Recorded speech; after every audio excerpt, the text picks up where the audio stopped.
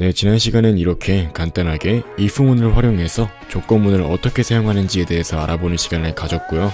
이번 시간에는 남은 몇 가지 예제를 더 차례대로 해보면서 조건문과 반복문에 대해서 더욱더 실습해보는 시간을 가져보도록 하겠습니다. 자, 이렇게 두 번째로 실습해볼 예제는 점수에 따라서 다른 메시지를 출력하는 프로그램을 한번 작성해보는 건데요. 여기에서도 마찬가지로 각각의 점수에 따라서 서로 다른 메시지를 출력해야 하기 때문에 if문이 사용이 되는데 한번 자세하게 알아보도록 하겠습니다. 자, 이번엔 바로 6번째 강좌이기 때문에 이렇게 튜토리얼 6라고 이렇게 프로젝트를 새롭게 만들어 주었고요. 이제 클래스에서 이렇게 메인 클래스를 만들고 마찬가지로 자동으로 메인 메소드를 포함할 수 있도록 만들어 주겠습니다. 그 다음에 이제 이렇게 바로 안에 주석 부분을 지워 주시고 int score 한 다음에 95를 넣어주겠습니다. 즉 점수가 95점이란 소리죠. 그 다음 이렇게 if score가 90보다 크거나 같다면 이렇게 다음과 같은 메시지를 출력할 수 있도록 합니다.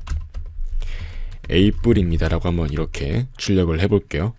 그 다음 이제 이런 식으로 내려와서 else if 한 다음에 만약에 90점 이상은 아니지만 80점 이상인 경우엔 이렇게 B뿔이라고 한번 출력을 해볼게요. 이제 이런 식으로 차례대로 else if라는 걸 이용해서 if문을 조금 더 연장해서 조건문을 활용할 수가 있습니다. 즉 이렇게 해주게 되면은 90점 이상일 땐 여기이고 90점 미만이지만 80점 이상일 땐 여기고 80점 미만이지만 70점 이상일 땐 여기에 이렇게 해당이 되겠죠. 그렇게 각각의 부분이 이렇게 실행이 될 수 있는 것입니다.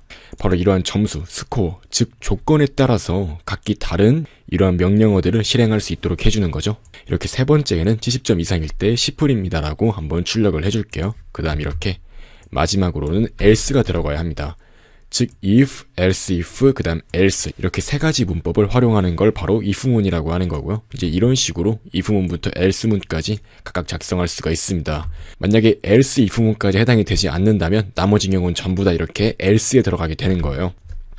이렇게 70점 미만이라면 F를 받도록 이렇게 한번 프로그래밍을 해볼게요. 정말 간단한 조건문을 활용해보는 프로그램이라고 할 수 있습니다. 한번 실행을 해보시면 현재 95점으로 이렇게 입력값이 들어가 있기 때문에 A뿔이라는 결과가 나오는 것을 볼 수 있습니다.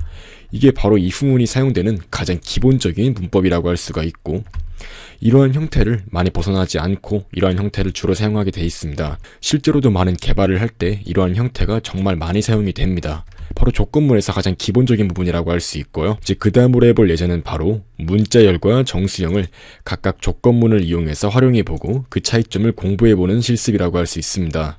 네, 바로 이 부분을 다 지워주시고요. 다음과 같이 한번 실습을 해볼게요. 자, string a는 이렇게 man이라고 넣어주겠습니다. 그 다음 int b는 이렇게 0을 넣어줄게요. 즉 a라는 변수는 문자열로 man이라는 이러한 값을 가지고 있는 거고 이 b라는 변수는 정수형으로 0이라는 값을 가지고 있는 것입니다.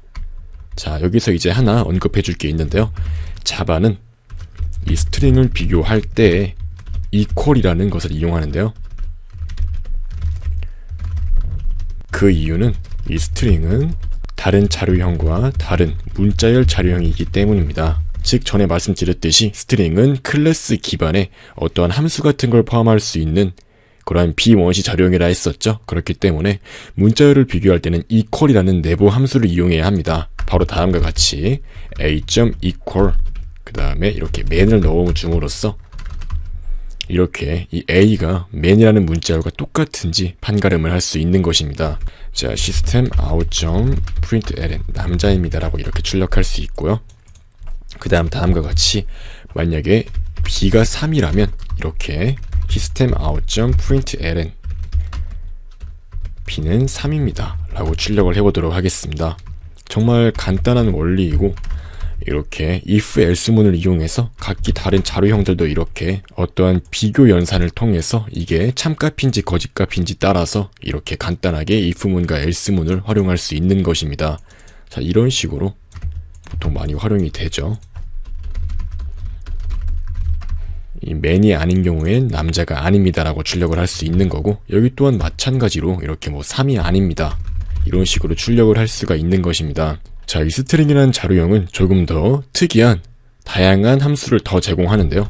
다음과 같은 것도 있습니다. a.equals ignore case라는 게 있는데요. 이게 뭐냐면은 대소문자를 무시하고 같은지를 판가름하는 거예요. 이제 이런 식으로 man이라고 하게 되면은 이렇게 대문자와 소문자 구분 없이 그냥 문자 그 자체가 같은지를 이렇게 검사할 수가 있고요. 당연히 지금 이렇게 m이라는 게 대문자인지 소문자인지는 구분하지 않게 되었기 때문에 당연히 이 man과 이 man은 같다고 판가름이 나겠죠. 그 다음에 이제 이런 식으로 b가 0인지 체크를 해서, 즉 a가 대소문자에 상관없이 이 man이라는 문자열과 동일한지, 그리고 b는 0인지, 즉 이 두 가지가 모두 참값이라면 이 전체가 참값이 되겠죠. 다음과 같이 참입니다 라고 이렇게 출력을 할 수 있도록 합니다. 그 다음에 else로 돌아와서 이렇게 거짓입니다 라고 출력을 해볼 수 있도록 합니다. 이제 이런 식으로 저저번 시간에 배웠던 연산자 부분과 함께 사용이 많이 되면서 이 조건문이 활용이 됩니다. 즉 연산자가 여기서 이제 이렇게 적극적으로 활용이 되는 건데요. 사실상 연산자는 이렇게 조건문 그리고 반복문과 아주 밀접한 관련이 있다고 할 수 있습니다. 이렇게 한번 실행을 해보시면은 남자입니다. 왜냐하면 A는 man이고 이제 이가 B랑 똑같기 때문에 이 부분이 출력이 되는 거고요. 그 다음에 B는 이 부분에서 3이 아니기 때문에 이 else문에 해당하는 3이 아닙니다를 출력하는 부분과 연관이 되어서 이렇게 출력이 되는 거고, 그 다음 마지막으로 이 A는 대소문자를 구분하지 않았을 때 이 man과 동일하고 B는 0이기 때문에 이렇게 참입니다라는 값을 출력하게 되는 것입니다. 이제 이런 식으로 간단하게 조건문을 조금 더 활용해서 실질적으로 어떻게 사용이 되는지 알아보았고요. 이제 네 번째로 실습을 해볼 거는 바로 while문을 이용해서 1부터 1000까지의 합을 출력하는 프로그램입니다. 자, 이렇게 지금까지 세 가지 예제를 통해서 조건문에 대해서 간단하게 알아보았고, 이제 이렇게 다음 세 가지 반복문에 대해서 한번 실습을 해보도록 하겠습니다. 이 while이라는 영단어 자체가 무엇 동안이란 뜻을 가지고 있죠. 즉 따라서 어떠한 상태일 때 얼마 동안 실행을 시켜라, 이런 의미를 가지는 거로서 말 그대로 반복문이라고 할 수 있습니다. 자, 바로 전부 다 지워주시고요. 다음과 같이 한번 바로 실행을 해보도록 하겠습니다. int i는 1을 넣어주시고 이 sum이라는 거인 0을 넣어주겠습니다. 이렇게 하면 한 번에 두 개의 변수를 선언할 수가 있는데요. 이렇게 int0 i를 선언하고 1이라는 값을 넣어준 뒤에 int0 sum이라는 변수를 선언하고 0이라는 값을 넣어주었습니다. 이 sum이 바로 그 합계를 의미하는 거고요. 이 i는 어떠한 임시적인 변수라고 할 수 있습니다. 바로 다음과 같이 while i가 1000보다 작을 때 1000 이하일 때에 한해서 다음과 같이 sum에는 이렇게 i 값을 더해줄 수 있도록 합니다. 이 명령어가 끝남과 동시에 i가 1이 더해지기 때문에 i는 1부터 시작해서 sum에 계속 더해 나가면서 한 번 반복할 때마다 1씩 더해 나가게 됩니다. 즉 i가 1일 때 한 번 더하고 이제 한 바퀴 돌아서 i가 2일 때 한 번 더 더하고 또 한 바퀴 돌아서 i가 3일 때 한 번 더 더하고 이런 식으로 1부터 1000이 될 때까지, 즉 1부터 1000까지의 합이 바로 이 sum에 담기게 되는 거죠. 그 다음 이제 바로 이렇게 출력을 해보았을 때 1부터 1000까지의 합은 이렇게 하게 되면은 바로 1부터 1000까지의 합이 출력이 되는 것입니다. 바로 다음과 같이 실행을 해보았을 때 1부터 1000까지의 합은 50만 500이라고 이렇게 출력이 되는 것을 알 수 있습니다. 이게 바로 반복문의 가장 기본적인 개념이면서 가장 많이 사용되는 형태 그 자체라고 할 수 있습니다. 자, 바로 다음 반복문 예제로서 이 for문을 한번 사용해 볼 건데요. for문 또한 while문과 마찬가지로 이 반복문에서 사용이 되는 것 중 하나로서 굉장히 중요하고 많이 사용되는 부분이라고 할 수 있습니다. 사실 반복문은 이 while문과 for문 두 가지만 있다 생각하시면 돼요. 전반적으로 어떠한 프로그래밍 언어든 간에 반복문이라고 하면 보통 이 while문과 for문 두 가지를 사용합니다. 자, 바로 한번 for문에 대해서도 알아볼게요. 이 while문 같은 경우는 이 부분이 참값일 때에 한해서 이 아랫부분이 실행이 되는 건데, 사실상 for문도 이거랑 되게 비슷한 형태를 가지고 있다고 할 수가 있어요. 자, 이렇게 바깥쪽에 final static int n은 이렇게 30이라고 넣어줄게요. 즉 n이라는 어떠한 상수를 정의해 준 건데요. 다음과 같이 for int i는 n부터 시작해서 i가 0보다 클 때에 한해 i를 1씩 빼면서 어떠한 반복을 수행하라고 한번 해보겠습니다. 자, 이 for문 같은 경우는 다음과 같이 구성이 됩니다. 이 for문은 초기화 부분, 그리고 조건 부분, 그 다음에 연산 부분으로 이루어져 있는데요. 바로 이 초기화 부분 같은 경우는 이렇게 반복에 사용될 i라는 변수를 이렇게 초기화 주는 걸 의미하고요. 이 i가 어떨 때까지 반복한다라는 이런 조건 부분도 필요하고, 마지막으로 이렇게 연산 부분, 즉 한 번 반복할 때마다 자동으로 어떠한 연산을 수행할지에 대해서 이렇게 정의할 수가 있습니다. 즉 int i라는 것은 n부터 시작해서 i가 0보다 클 때 안에서 계속 반복하는 거죠. 그와 동시에 한 번 반복할 때마다 i를 1씩 빼주게 됩니다. 즉 이렇게 한번 실행을 하게 되면은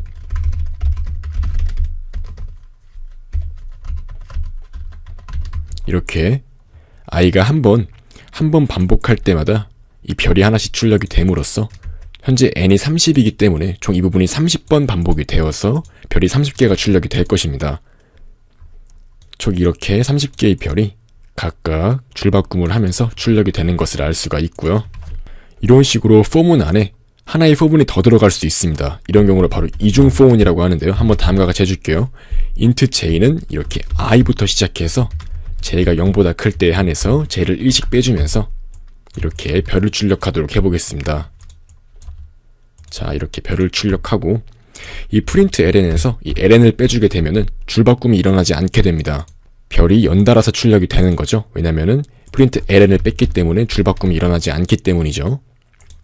그 다음 다음과 같이 해주겠습니다.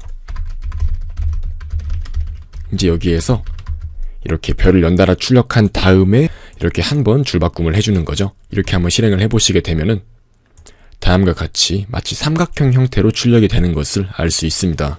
이렇게 첫 줄에는 별이 30개가 출력이 되는데요. 이 이유에 대해서 한번 알아볼게요. 처음에 i가 30일 때 이 부분이 한번 실행이 되겠죠. 근데 이때 i가 30이기 때문에 j는 30부터 시작해서 1씩 빼나가기 때문에 즉 이 부분을 총 30번 출력하게 됩니다. 즉 별이 30개가 연달아서 줄바꿈이 없이 출력이 되는 거죠. 바로 그 부분이 이 부분이라고 할 수 있습니다. 이후에 이제 한번 반복이 끝날 때 이제 한번 이 i, 이 바깥쪽에 있는 포문이 반복이 끝날 때 한 칸 줄바꿈을 해줍니다. 즉 이렇게 한 칸 띄워져서 여기로 넘어가게 된 거죠. 그 다음 이제 i가 한 번 반복할 때마다 1씩 빼지기 때문에 i가 이제 29가 됩니다. 즉 이제 이 부분 실행할 때 j가 29부터 1씩 빼나가면서 실행되기 때문에 이 별이 29번만 출력이 되는 거죠. 따라서 이번에는 i가 1이 감소한 29, 즉 29번만큼 별을 출력하게 됩니다. 보시면 이렇게 출력이 되죠. 이렇게 위에 있던 30개보다 한 개가 적은 게 출력이 되는 것입니다. 마찬가지로 이렇게 한 칸 더 줄바꿈을 해주고 이제 그 다음 돌았을 때는 i가 28이 됩니다. 즉 마찬가지로 별을 28번 출력해서 이렇게 출력이 되고 또 한 칸 띄워주고 이런 식으로 반복해서 이렇게 총 별을 한 개 출력할 때까지, 즉 i가 1이 될 때까지 반복을 하는 거죠. 이게 바로 이중 포문이라고 하는 거고 중첩된 반복문이라고도 말을 합니다. 아무튼 이런 식으로 포문을 중첩해서 사용할 수도 있고 반복문을 활용해서 적절하게 아주 다양한 도형 같은 모양도 찍어낼 수가 있는 것입니다.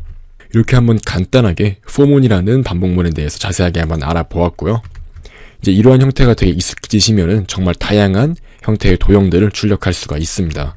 자, 그 다음으로는 이렇게 포문을 이용해서 원을 출력하는 프로그램을 한번 작성해 볼 건데요. 원 같은 경우는 조금 수학적인 연산이 들어가니까 조금 더 집중해서 이해를 하시는 게 좋습니다. 바로 다음과 같이 메인 메소드 다 지워주시고요. 이번엔 n을 15로 바꿔주겠습니다. 그 다음 한번 다음과 같이 해줄게요. 흔히 원의 방정식을 다음과 같이 말할 수 있죠. x의 제곱 플러스 y의 제곱은 r제곱이다. 이렇게 했을 때 이건 바로 좌표 0,0, 즉 원점을 중심으로 하는 원의 방정식이라고 할 수가 있어요. 예를 들면 원의 반지름이 5라고 했을 때 x가 3이라면 y는 자동으로 4가 되죠. 이제 그러한 전반적인 수학적 원리를 프로그래밍에 그대로 도입을 하는 건데요. 바로 다음과 같이 해주겠습니다.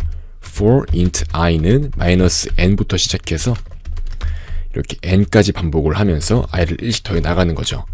즉 n이 15이기 때문에 -15부터 플러스 15까지 1씩 증가시키면서 반복을 하는 겁니다. 그 다음 다음과 같이 이중 포문을 사용하는데요. int j는 -n부터 j가 n에 도달할 때까지 j를 1씩 더해 나갑니다. 이제 이런 식으로 이중 포문을 사용해주고 이제 이 안에 다음과 같이 해주겠습니다. 여기서 이 i는 x라 생각하시면 되고요. 이 j는 y라 생각하시면 됩니다. if i 곱하기 i 플러스 j 곱하기 j는 즉 i의 제곱 더하기 j의 제곱은 n 제곱보다 작거나 같을 때에 한해서, 즉 이 원의 방정식을 그대로 사용한 건데 이렇게 작거나 같을 때에 한해서 이렇게 별을 출력할 수 있도록 합니다. 이렇게 별 모양을 출력할 수 있도록 하고 작거나 같지 않을 때는 다음과 같이 이렇게 공백을 출력할 수 있도록 합니다. 그 다음에 이제 한 차씩 반복이 끝났을 때는 다음과 같이 이렇게 한 칸 줄바꿈을 해줄 수 있도록 합니다. 즉 이렇게 I 값이 바뀔 때마다 한 줄씩 이렇게 띄어나가면서 마치 원의 형태를 출력할 수 있도록 하는 거죠. 바로 이렇게 수학적인 어떠한 방정식을 그대로 적용한 것이라고 할 수 있습니다. 그 다음 이제 이 부분은 줄바꿈이 있으면 안 되기 때문에 이렇게 ln을 지워주겠습니다. 즉 이 부분이 연달아서 반복이 될 때 이 별이나 이렇게 띄어쓰게 출력하는 것은 연속으로 줄바꿈 없이 이어져서 출력하도록 만드는 거죠. 이렇게 한번 실행을 했을 때 다음과 같이 이렇게 어떠한 원의 형태를 출력하는 것을 알 수가 있습니다. 지금 되게 타원처럼 그려져 있는데 이거는 사실 이클립스 내에서 이 별을 출력하는 형태가 정확히 이제 정사각형 형태가 아니라서 이렇게 출력이 되는 거고요. 아무튼 이렇게 논리적으로는 원의 형태가 출력이 되는 것을 알 수 있습니다. 이제 이런 식으로 이중 포문을 활용하면은 갖가지 다양한 연산들을 통해서 이렇게 수학적인 어떠한 방정식을 그대로 활용할 수도 있는 거고 정말 다양한 도형을 출력할 수 있는 것입니다. 사실 이렇게 처음 공부할 때는 갖가지 도형들을 출력하는 방법에 대해서 많이 알아보는데요. 사실 이러한 갖가지 도형들을 자기가 원할 때까지 마음대로 이렇게 출력을 할 수 있게 되면은 이러한 반복문을 이용해서 어떠한 연산을 하는 것은 훨씬 쉬워지기 때문에 보통 이렇게 트레이닝을 할 때 이러한 도형 같은 걸 출력해 봄으로써 트레이닝을 하게 됩니다. 아무튼 이렇게 간단하게 반복문에 대해서 알아봤고 이러한 반복문은 중첩해서 사용될 수 있다는 것 또한 알아보았습니다. 네, 아무튼 이번 시간까지 이렇게 총 2차시에 걸쳐서 조건문과 반복문에 대해서 알아보는 시간을 가졌고요. 이 조건문과 반복문 같은 경우는 논리적인 어떠한 흐름이라고 할 수 있을 만큼 프로그래밍에 있어서 정말 중요한 부분이라고 할 수 있고 알고리즘을 짤 때 정말 많이 신경을 가장 써야 되는 부분이라고 할 수도 있고 이 조건문과 반복문은 그만큼 어떠한 로직, 즉 논리라고 할 수가 있는 겁니다. 따라서 이러한 조건문과 반복문을 아주 많이 활용해 봄으로써 어떠한 상황에 어떠한 조건문과 반복문이 필요할지 그러한 전반적인 알고리즘을 짜는 능력을 향상시키기 위해서 이렇게 확실하게 숙지를 하고 넘어갈 필요가 있습니다. 아무튼 이번 시간까지 이렇게 조건문과 반복문에 대해서 알아보는 시간을